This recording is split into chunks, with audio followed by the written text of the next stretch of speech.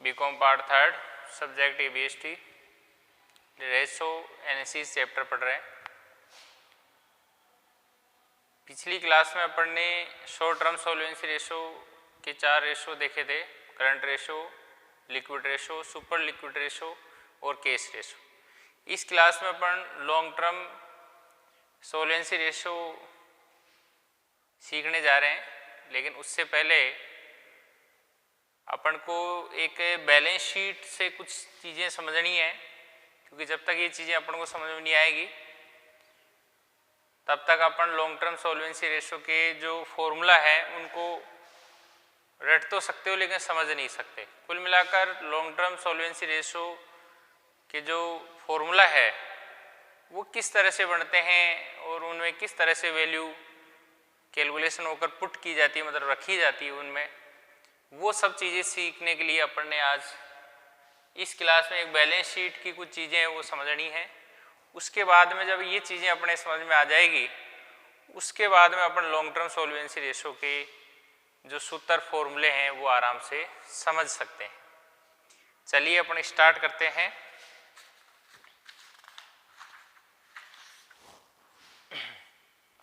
Balance sheet, liabilities amount, assets amount जानते हैं आप। इसमें देखिए equity share capital, preference share capital, profit and loss. आजकल प्रॉफिट एंड लॉस को सरप्लस भी कहने लग गए हैं, एक ही बात है। Equity share capital, preference share capital, profit and loss या सरप्लस, जनरल रिजर्व। इसके अलावा भी बहुत सारे रिजर्व आते हैं, वो नोट्स में सब लिखे हुए हैं कौन कौन से रिजर्व हैं, पूरे रिजर्व लिखे हुए हैं। यहाँ पर पूरे रिजर्व लिख दूंगा तो पूरे बोर्ड में नहीं आ पाएंगे, इसलिए मात्र मैंने 1-2 ही लिखे हैं बस, ताकि हिंट हो जाए कि रिजर्व मतलब ये चीज़ नहीं है कि केवल जनरल रिजर्व ही आता है, development reserve, revenue reserve, reserve fund, वो नहीं आते, वो भी आएंगे। यहाँ पर केवल मैंने मेन चीज़ें लिखी है केवल। तो जनरल रिजर्व आ गया, इसका मतलब आप समझ जाना कि सारे रिजर्व आएंगे, समझ गए, सब आएंगे। तो equity share capital, preference share capital, profit and loss और जनरल रिजर्व और बाकी सारे रिजर्व, ठीक है ना, जो भी है सारे आएंगे, या फंड जो भी है, ठीक है। इनको सबको मिलाकर अपन कहेंगे इंटरनल लायबिलिटीज। मैंने दोनों साइड लिख रखा है, इंटरनल लायबिलिटीज कहेंगे अपन इसको। लेकिन एक चीज का आप स्पेशल रूप से ध्यान रखेंगे कि कहीं पर भी आप इंटरनल लायबिलिटीज यूज कर रहे हैं तो उसके अंदर ये रिजर्व या P&L जो भी चीजें वो आएगी। तो कभी भी P&L और रिजर्व जो अपन लेते हैं तो ये ध्यान रखना है कि फिक्टिशियस एसेट्स या डेफर्ड एक्सपेंडिचर उसमें से लेस करना है। और इस चीज को मैंने यहाँ पर लिखा है विशेष रूप से, अन्य महत्वपूर्ण बातें टॉपिक डाल के। दूसरी बात, इंटरनल लायबिलिटीज को और कई नामों से जानते हैं। इंटरनल लायबिलिटीज का दूसरा नाम नेटवर्थ भी होता है और इसका दूसरा नाम शेयर होल्डर फंड भी होता है और इसका दूसरा नाम प्रोप्राइटरी फंड भी होता है और इक्विटी भी यदि मात्र केवल बोलता है तो उसे भी अपन इंटरनल लायबिलिटीज कह सकते हैं। लेकिन इक्विटी जब है जब ये सब चीज़ें नहीं हो, इक्विटी शेयर कैपिटल नहीं, केवल इक्विटी बोलेगा फिर, ठीक है ना। तो इंटरनल लायबिलिटीज का नाम एक नहीं है। तो कई बार क्वेश्चन में क्या है कि कभी कभी तो इंटरनल लायबिलिटीज लिखा हुआ जाता है, कभी कभी नेटवर्थ आ जाता है, कभी शेयर होल्डर फंड आ जाता है, कभी प्रोप्राइटरी फंड आ जाता है और कभी इक्विटी आ जाता है। तो नाम उसी के हैं, बस वो उसका अदर नाम है, मतलब दूसरा नाम है। तो मैंने वो सभी नाम लिखे हैं, वो इसलिए लिखे हैं ताकि कंफ्यूज आपका बिल्कुल नहीं रहे और आपको जब ये पूरे नाम ध्यान होंगे तब आपका कंफ्यूज नहीं रहेगा। ये ध्यान रखो कि आप इंटरनल लायबिलिटीज का दूसरा नाम नेटवर्थ भी होता है, मतलब नेटवर्थ और इंटरनल लायबिलिटीज में कोई डिफरेंस नहीं है, वो एक ही चीज़ है। इसी तरह से शेयर होल्डर फंड भी वही चीज़ है, प्रोप्राइटरी फंड भी वही चीज़ है और इक्विटी भी वही चीज़ है, ठीक है। इक्विटी जब कुछ भी लिखा हुआ नहीं हो, इक्विटी हो, उसे भी अपन इंटरनल लायबिलिटीज कह सकते हैं। यहां पर मैंने विशेष तौर से लिख रखा है जैसे equity share capital, preference share capital, reserve and surplus. Reserve and surplus इसलिए लिखा है कि P and L, general reserve और बाकी के सारे रिजर्व और बाकी के सारे फंड सबको मिलाकर उसको बोलेंगे रिजर्व एंड सरप्लस। ठीक है, तो चाहो तो आप यहां पर यदि आपको इस तरह से कोई परेशानी आ रही है तो प्रॉफिट एंड लॉस और जनरल रिजर्व की जगह आप रिजर्व एंड सरप्लस भी लिख सकते हैं। लिख देता हूं, reserve and surplus, reserve and surplus. ठीक है, इसमें सारे मतलब पी एंड एल भी आ गया आपका, जनरल रिजर्व भी आ गया, डेवलपमेंट रिजर्व भी आ गया, कुल मिलाकर सारे रिजर्व और सारे फंड आ गए, पी एंड एल सब आ गए इसमें। ठीक है ना, क्लियर है। उसमें से फिक्टिशियस एसेट्स या डेफर्ड एक्सपेंडिचर लेस करना है, मतलब कभी भी कहीं पर भी रिजर्व एंड सरप्लस काम में ले रहे हो या रिजर्व एंड सरप्लस जिसके अंदर आ रहा हो तो ये ध्यान रखना है कि फिर उसमें से ये फिक्टिशियस एसेट्स या डेफर्ड एक्सपेंडिचर जो एक ही नाम है, एक ही चीज के दो नाम है, वो आपको लेस करना है। कहीं पर भी जैसे मान लीजिए किसी भी सूत्र में रिजर्व एंड सरप्लस काम में ले रहे हैं तो वहां से ये ध्यान रखना है कि फिक्टिशियस एसेट्स या डेफर्ड एक्सपेंडिचर आपको उसमें से लेस करना है। ठीक है, और इंटरनल लायबिलिटीज के अंदर भी रिजर्व एंड सरप्लस होता है, इसलिए मैं ये कहूंगा कि इंटरनल लायबिलिटीज भी यदि कहीं किसी सूत्र में आप काम में लें तो समझ जाना उसमें रिजर्व एंड सरप्लस है, और रिजर्व एंड सरप्लस जहां काम में लिया जाता है उसमें से फिक्टिशियस एसेट्स या डेफर्ड एक्सपेंडिचर लेस करते हैं। ठीक है, कभी भी प्रॉफिट या रिजर्व कहीं मतलब जोड़ते हैं तो उसमें से जो खर्चे हैं वो एक्सपेंसेस है वो लेस करना होता है। ठीक है, यहां तक आपके समझ में आ गया होगा। नेक्स्ट आप आगे चलते हैं कि डिबेंचर और बैंक लोन को दोनों को मिला के या मॉर्गेज लोन यानी जैसे और एक सिक्योर्ड लोन, अनसिक्योर्ड लोन यानी कोई सा भी लोन हो, वो सब डिबेंचर और bank loan long term liabilities कहलाता है। मैंने दोनों साइड लिख दिया है, लॉन्ग टर्म लायबिलिटीज कहते हैं अपन इसको, और लॉन्ग टर्म लायबिलिटीज को शॉर्ट में कह दिया LTL, लॉन्ग टर्म लायबिलिटीज। ठीक है, इसको लॉन्ग टर्म लायबिलिटीज कहते हैं। लेकिन लॉन्ग टर्म लायबिलिटीज के यानी लॉन्ग टर्म लायबिलिटीज को अपन इंटरनल लायबिलिटीज में ऐड कर दें, दोनों को ऐड कर दें तो लॉन्ग टर्म फंड बन जाएगा, या उस लॉन्ग टर्म फंड को आप कैपिटल एम्प्लॉयड भी कह सकते हैं। तो जब तक ये पूरी टेक्नोलॉजी यानी पूरी सिस्टम समझ में नहीं आएगा कि किस तरह से किसको ऐड करेंगे तो क्या बन जाएगा, है ना, पूरा ध्यान होना चाहिए, तो ही आपको लॉन्ग टर्म सॉल्वेंसी वाले सूत्र आपको समझ में आएंगे और उनको आप तभी सोल्व कर पाएंगे, हल जब भी कर पाएंगे जब ये आपको पूरा सिस्टम मालूम हो कि किस तरह से क्या होता है। अब इंटरनल लायबिलिटीज को नेटवर्थ कह दिया आपने और ये क्या हो गया, अरे भाई इंटरनल लायबिलिटीज का ही दूसरा नाम नेटवर्थ है। इसी तरह से देखो माइनर चेंज है, मतलब थोड़ा सा चेंज है, जैसे long term liabilities, long term fund. अब ये छोटा सा ही वर्ड है जिसमें कंफ्यूज होंगे आप, लॉन्ग टर्म लायबिलिटीज और लॉन्ग टर्म फंड।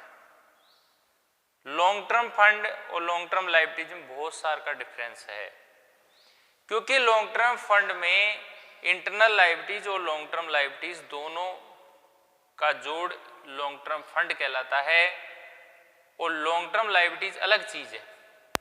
इसका मतलब लॉन्ग टर्म फंड और लॉन्ग टर्म लायबिलिटीज में काफी डिफरेंस है, एक नहीं है ये।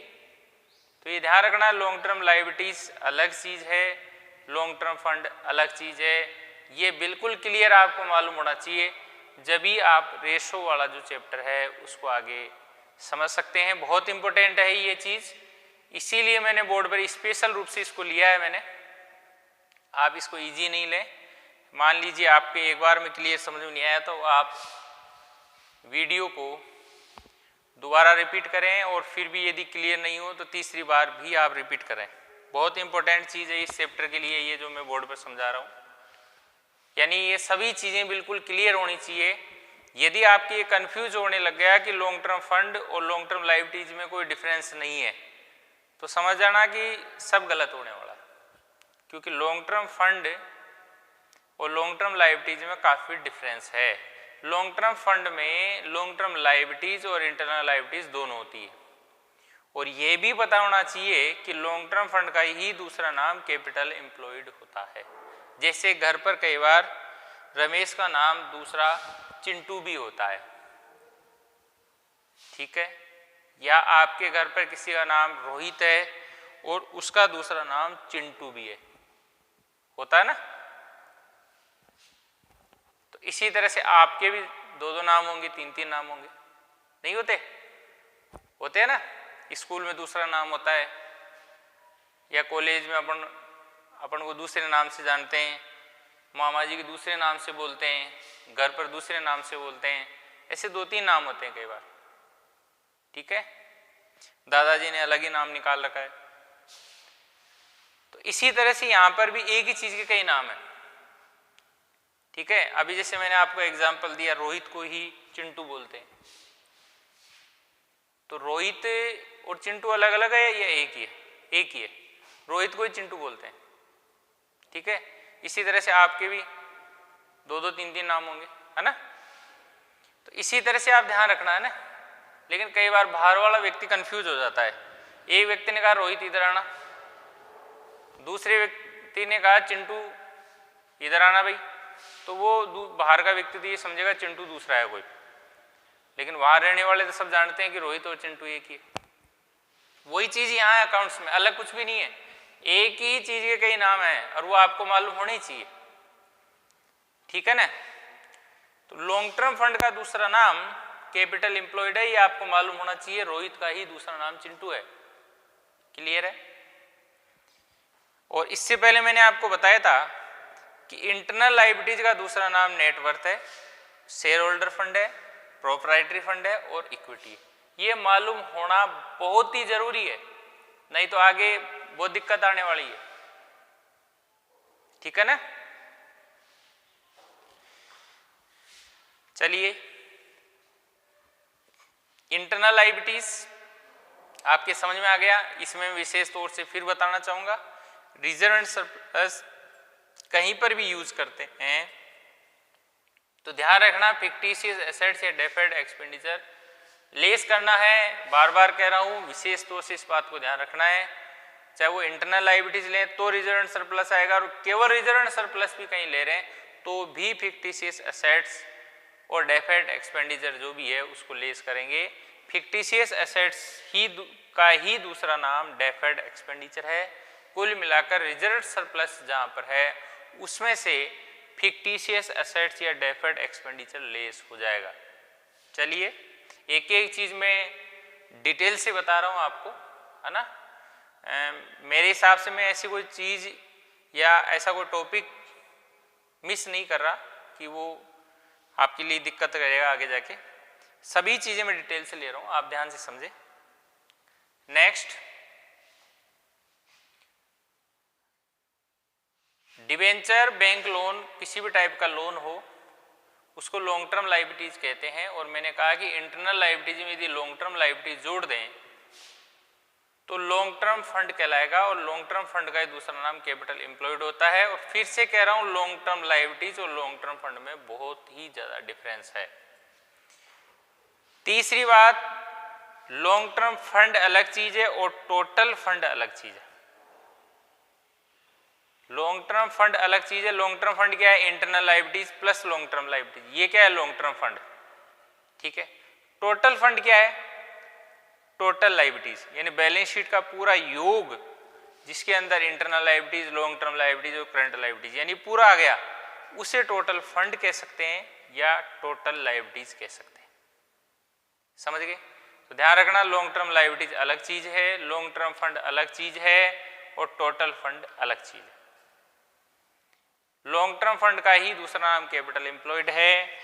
इंटरनल लायबिलिटीज का दूसरा नाम नेटवर्थ है, उसका दूसरा नाम शेयर होल्डर फंड है, उसका दूसरा नाम प्रोप्राइटरी फंड है, उसका दूसरा नाम इक्विटी है। ठीक है। नेक्स्ट,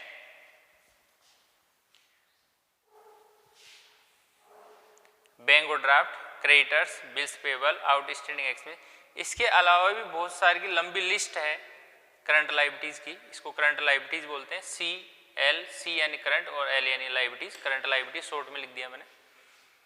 करंट लायबिलिटीज में और भी बहुत सारी चीज़ें आती है, जैसे इनकम रिसीव्ड इन एडवांस, बहुत सारी की चीज़ें हैं। तो वो पूरी चीज़ें आपके नोट्स में अवेलेबल है, उसमें आप देख लीजिए करंट लायबिलिटीज में क्या क्या चीज़ें आती है। यहाँ पर मैंने 2-3 या 3-4 चीज़ें लिखी है मेन बस, है ना। नहीं तो पूरी लिखूंगा तो बोर्ड पर नहीं आ पाएगी, है ना। अभी पहले मैंने कहा था रिजर्व एंड सरप्लस में से केवल पी एंड एल और मैंने जन रिजर्व लिखा था, बाकी सब चीज़ें आएगी। फिर मैंने उसको मिटाकर रिजर्व एंड सरप्लस लिख दिया, एक मिक्स वाला नाम। उसी तरह से करंट लायबिलिटीज ये कंप्लीट नहीं है, इसमें से मेन कुछ नाम लिखे हैं मैंने। बाकी करंट लायबिलिटीज में क्या क्या आता है वो सब आप नोट्स में देखें, उसमें बिल्कुल पूरा लिखा हुआ है कि करंट लायबिलिटीज में क्या क्या चीज़ें आती है, सब चीज़ लिखी हुई है। यहाँ केवल मैं मेन चीज़ें हिंट करने के लिए केवल लिख रहा हूँ, है ना। तो उसको करंट लायबिलिटीज कह रहे हैं अपन, दोनों साइड लिख रखा है मैंने। अब यदि लॉन्ग टर्म लायबिलिटीज और करंट लायबिलिटीज को अपन जोड़ दें तो उसको अपन एक्सटर्नल लायबिलिटीज कहते हैं। लॉन्ग टर्म लायबिलिटीज और करंट लायबिलिटीज को यदि अपन जोड़ दें तो उसको अपन एक्सटर्नल लायबिलिटीज कहते हैं, और एक्सटर्नल लायबिलिटीज का नाम ही टोटल डेब्ट होता है। अब टोटल डेब्ट अलग चीज है, टोटल फंड्स अलग चीज है। कई बार कंफ्यूज हो जाते हैं इसमें कि टोटल डेब्ट और टोटल फंड्स। टोटल फंड्स तो बैलेंस शीट का योग है, टोटल डेब्ट क्या है, एक्सटर्नल लायबिलिटीज का दूसरा नाम है, जैसे मैंने लिख रखा है नीचे। एक्सटर्नल लायबिलिटीज का दूसरा नाम टोटल आउटसाइड लायबिलिटीज होती है और टोटल डेब्ट्स होता है। डेब्ट या डेब्ट से एक ही बात है। देखिए, एक्सटर्नल लायबिलिटीज का दूसरा नाम टोटल आउटसाइड लायबिलिटीज होती है और इसी का दूसरा नाम टोटल डेब्ट्स होता है। ऐसे और लगा देता हूं, है ना, टोटल डेब्ट्स होता है। क्लियर है। तो ये आप ध्यान नहीं रखें बिल्कुल कि रोहित का दूसरा नाम चिंटू है, और भी हो सकता है कोई, है ना। एक व्यक्ति के कई बार 3-4 नाम होते हैं, कईयों के 2 होते हैं, कईयों के 1 भी होता है ना। समझ में आ गया। तो यहां अकाउंट्स में भी वैसा ही है, ठीक है। कई बार आप सर का भी दूसरा नाम निकाल देते हैं, लेकिन सर को पता नहीं रहता है बच्चों ने क्या नाम निकाल रखा है ना, ठीक है। लेकिन मैं बता रहा हूं आपको सब कि एक्सटर्नल लायबिलिटीज का दूसरा नाम टोटल आउटसाइड लायबिलिटीज होती है, टोटल आउटसाइड लायबिलिटीज का दूसरा नाम टोटल डेब्ट्स होता है, ठीक है। क्लियर है। उसके बाद में इसको अपन और थोड़ा डिटेल से देखते हैं कि टोटल एसेट्स या टोटल लायबिलिटीज में से यदि करंट लायबिलिटीज घटा दे तो लॉन्ग टर्म फंड या कैपिटल एम्प्लॉयड आ जाएगा। कैसे? यदि इंटरनल लायबिलिटीज और लॉन्ग टर्म लायबिलिटीज दोनों को जोड़ते हैं तो ये आ जाएगा। मैं कह रहा हूं यदि इसके पूरे टोटल में से यदि करंट लायबिलिटीज हटा दूं तो ये तो बचेगा। जैसे फॉर एग्जांपल मैं एक अमाउंट लेके आपको बताता हूं कि इंटरनल लायबिलिटीज जैसे मान लीजिए 20,000 है, लॉन्ग टर्म लायबिलिटीज आपकी 20,000 है और करंट लायबिलिटीज आपकी 10,000 है। दोबारा समझे, इंटरनल लायबिलिटीज 20,000 है, लॉन्ग टर्म लायबिलिटीज आपकी 20,000 है और करंट लायबिलिटीज आपकी 10,000 है। टोटल कितना हो मेरे हिसाब से 50,000 हो जाएगा। टोटल पूरा टोटल कितना हो जाएगा 50,000 हो जाएगा। कैसे? 20, 20 40 और 10 50। यदि जो टोटल एसेट्स, मैं टोटल एसेट्स और टोटल लायबिलिटीज क्यों ले रहा हूँ, क्योंकि बैलेंस शीट में जितनी टोटल लायबिलिटीज होती है उतनी टोटल एसेट्स होती है। तो कई बार क्वेश्चन में टोटल लायबिलिटीज नहीं देकर टोटल एसेट्स दे देता है, तो भी अपन को कंफ्यूज होने की जरूरत नहीं है, क्योंकि टोटल एसेट्स और टोटल लायबिलिटीज बराबर होती है, उसमें कोई डिफरेंट नहीं है। कभी भी मान लो कहीं आपको टोटल लायबिलिटीज की जरूरत है तो उस जगह आप टोटल एसेट्स का अमाउंट भी यूज कर सकते हैं। क्यों कर सकते हैं? क्योंकि टोटल लायबिलिटीज और टोटल एसेट्स का टोटल हमेशा बराबर होता है। इस वजह से तो मैं कह रहा हूं जैसे टोटल लायबिलिटीज में से कोई चीज घटानी है तो टोटल लायबिलिटीज उस क्वेश्चन में नहीं हो तो टोटल एसेट्स में से भी घटा सकते हैं। क्यों घटा सकते हैं? क्योंकि टोटल एसेट्स और टोटल लायबिलिटीज बिल्कुल बराबर होती है। इसलिए कह रहा हूं मैं टोटल एसेट्स या टोटल लायबिलिटीज में से करंट लायबिलिटीज लेस कर दें तो लॉन्ग टर्म फंड या कैपिटल एम्प्लॉयड आ जाएगा। जैसे 20 और 20 40 हो गया, तीनों को जोड़े 50 हो गया। 50 में से यानी टोटल एसेट्स या टोटल लायबिलिटीज में से करंट लायबिलिटीज यदि लेस कर दें 50,000 में से 10,000 लेस कर दें कितने आ जाएंगे? 40,000। 40,000 ये 20 20 40। ठीक है, हर तरीके से आपको मालूम होना चाहिए कि उसमें ये जोड़ दे तो क्या होगा, इसमें ये जोड़ दे तो क्या होगा, इसमें ये घटा दे तो क्या होगा। तो यहां तक अपन ने समझा। अभी थोड़ा सा अपन रिवाइज भी कर लेंगे, एक बार थोड़ा सा कंप्लीट हो जाए। ठीक है, यहां तक सबके समझ में आ गया होगा। तीसरा है वर्किंग कैपिटल या नेट करंट एसेट्स। इस चीज को भी अपन को थोड़ा समझना है। वर्किंग कैपिटल और नेट करंट एसेट्स मतलब वर्किंग कैपिटल का दूसरा नाम होता है नेट करंट एसेट्स। ठीक है, तो वर्किंग कैपिटल का सूत्र होता है current assets minus current liabilities. मतलब वर्किंग कैपिटल निकालने के लिए करंट एसेट्स में से करंट लायबिलिटीज लेस कर दो आप। और एक वर्किंग कैपिटल निकालने का एक सूत्र और होता है proprietary fund minus fix assets. देखिए दो सूत्र है। वर्किंग कैपिटल का एक सूत्र तो है current assets minus current liabilities और दूसरा सूत्र है वर्किंग कैपिटल का proprietary fund minus fix assets. तो अब समस्या ये है कि कौन सा सूत्र यूज करें। जहां तक पॉसिबल हो तो अपन जो ऊपर वाला सूत्र है मतलब working capital current assets minus current liabilities, इस सूत्र को पहले प्राथमिकता देंगे। ठीक है, अब मान लीजिए कोई पर्सन ऐसा है जिसमें करंट एसेट्स और करंट लायबिलिटीज है ही नहीं और आपको वर्किंग कैपिटल निकालना है तो आप प्रोप्राइटरी फंड में से फिक्स एसेट्स घटाकर भी वर्किंग कैपिटल निकाल सकते हैं। लेकिन क्वेश्चन में करंट एसेट्स दी हुई है, करंट लायबिलिटीज दी हुई है, तो फिर आप यही सूत्र लगाएंगे। मतलब वर्किंग कैपिटल का सूत्र फिर current assets minus current liabilities ही होगा। लेकिन वर्किंग कैपिटल का सूत्र proprietary fund minus fix assets कब होगा? जब करंट एसेट्स और करंट लायबिलिटीज नहीं दी हुई हो। तो ऐसी स्थिति में उस पर्सन में अपन वर्किंग कैपिटल का सूत्र proprietary fund minus fix assets लगा सकते हैं। क्लियर है? दूसरी बात, नोट्स में इस सूत्र को मैंने कई तरीके से लिख रखा है। कैसे? क्योंकि प्रोप्राइटरी फंड को ही दूसरा नाम होता है इंटरनल लायबिलिटीज। तो प्रोप्राइटरी फंड की जगह मैं इंटरनल लायबिलिटीज भी रख सकता हूं, प्रोप्राइटरी फंड की जगह मैं नेट वर्थ भी रख सकता हूं और शेयर होल्डर फंड भी रख सकता हूं। प्रोप्राइटरी फंड खुद है ही और मैं इक्विटी भी रख सकता हूं। क्योंकि प्रोप्राइटरी फंड देखिए इस लाइन में आ रहा है, क्योंकि इंटरनल लायबिलिटीज का दूसरा नाम नेटवर्थ, नेटवर्थ का दूसरा नाम शेयर होल्डर फंड और शेयर होल्डर फंड का दूसरा नाम प्रोप्राइटरी फंड और प्रोप्राइटरी फंड का दूसरा नाम इक्विटी। ठीक है, तो मैं क्या कह रहा हूं, प्रोप्राइटरी फंड की जगह अपन क्या क्या रख सकते हैं? इंटरनल लायबिलिटीज या नेटवर्थ या शेयर होल्डर फंड या प्रोप्राइटरी फंड या इक्विटी। इसका मतलब यहां मैं क्या सूत्र बोल सकता हूं? वर्किंग कैपिटल बराबर proprietary fund minus fix assets, internal liabilities minus fix assets, net worth minus fix assets, share holder fund minus fix assets, proprietary fund minus fix assets और इक्विटी माइनस फिक्स एसेट्स। यानी इनमें से कोई सा भी नाम ले लीजिए, एक ही बात है, क्योंकि उसी नाम के दूसरे नाम है वो।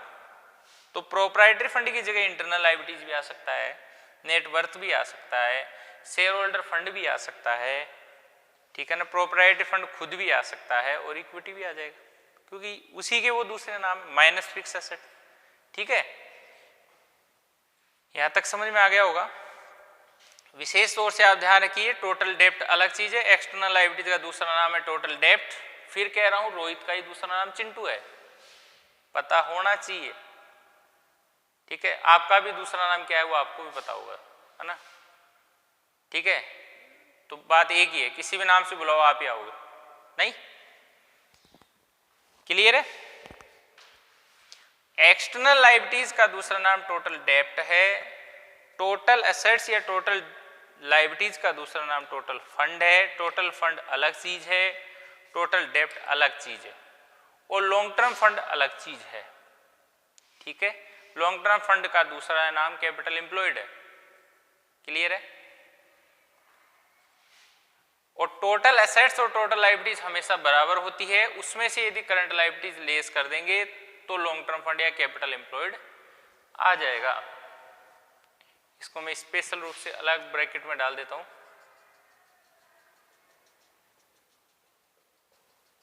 ठीक है, यहाँ जगह नहीं है इसलिए मैंने इस तरह अलग से लिख दिया इसको कि आपका जो टोटल बन रहा है, टोटल लायबिलिटीज या टोटल एसेट्स या कह सकते हैं टोटल एसेट्स, टोटल लायबिलिटीज या टोटल फंड भी कह सकते हैं, टोटल लायबिलिटीज का दूसरा नाम, उसमें से करंट लायबिलिटीज यदि लेस कर देंगे तो क्या क्या बच जाएगा? इंटरनल लायबिलिटीज और लॉन्ग टर्म लायबिलिटी, और दोनों का जोड़ लॉन्ग टर्म फंड, और लॉन्ग टर्म फंड को दूसरा नाम कैपिटल एम्प्लॉयड। ठीक है, अब सुनो, देखो इंटरनल लायबिलिटीज और लॉन्ग टर्म लायबिलिटीज को जोड़ दे तो लॉन्ग टर्म फंड, और लॉन्ग टर्म लायबिलिटीज और करंट लायबिलिटीज को जोड़ दे तो एक्सटर्नल लायबिलिटीज। मतलब इसका जोड़ इंटरनल और लॉन्ग टर्म का क्या हो गया? Long term fund.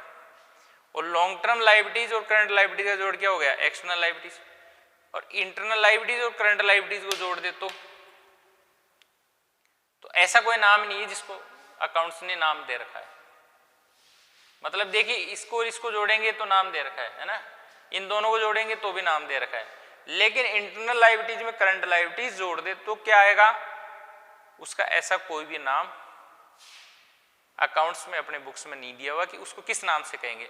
ज्यादा से ज्यादा उसको कह सकते हो internal liabilities and current liabilities, या ये कह सकते हैं internal liabilities plus current liabilities.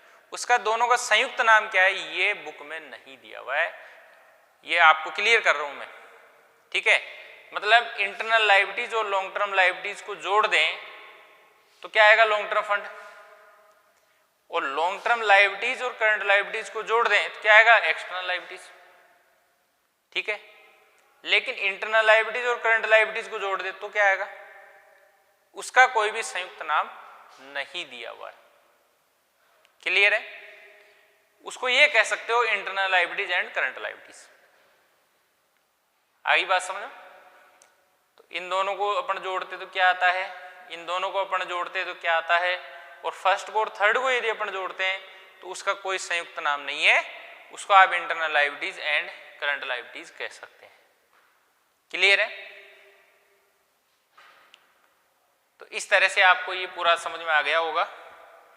इसको समझना बहुत ही जरूरी है, नहीं समझ में आया तो वीडियो आप रिपीट करें, फिर से कह रहा हूं, और ये सीखना बहुत ही जरूरी है। पीडीएफ में, इस एप्स में जो पीडीएफ का जो ऑप्शन है उसमें इस बोर्ड की फोटो में भेज रहा हूं, इसको आप अपने नोटबुक में उतार लें और वीडियो को आप ढंग से समझें, और नोट्स में हर चीज़ की पूरी डिटेल है। ध्यान रखना कि करंट लायबिलिटीज में यही चीज़ें नहीं आती, और भी चीज़ें हैं, वो भी आएगी।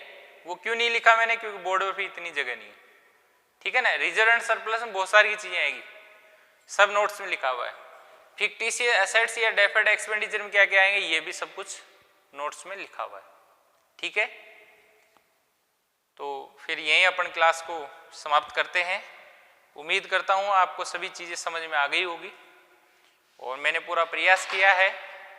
फिर आपकी मेहनत ही आपको सिखाएगी, कम ज़्यादा जो भी है, जो जितनी मेहनत करेगा उसको उतना ही आएगा, है ना। कई ये देख रहे हैं अपने पास तो नोट से बस आता है, कोई दिक्कत नहीं है। मैं फिर से कह रहा हूँ, कई बार इतनी बड़ी प्रॉब्लम हो जाएगी कि टोटल डेब्ट और टोटल फंड्स में ही डिफरेंस नहीं समझेंगे। फिर कई बार लॉन्ग टर्म फंड, है ना, और टोटल डेब्ट में ही डिफरेंस नहीं समझेंगे, वो क्या चीज़ है, वो क्या चीज़ है। कई बार ये भी हो जाएगा, लॉन्ग टर्म फंड को दूसरा नाम कैपिटल एम्प्लॉयड होता है, तो कई बार मान लीजिए कैपिटल एम्प्लॉय लिखना है और वहाँ पर लॉन्ग टर्म फंड दिया हुआ है, अपन कंफ्यूज हो जाएंगे। ये ध्यान रखना है, कैपिटल एम्प्लॉयड का दूसरा नाम लॉन्ग टर्म फंड होता है। ठीक है, ये सब चीज़ें मैंने क्लियर कर दी है, और बाकी आप इसको ध्यान से पढ़ें, बिल्कुल आएगा। ठीक है, थैंक यू।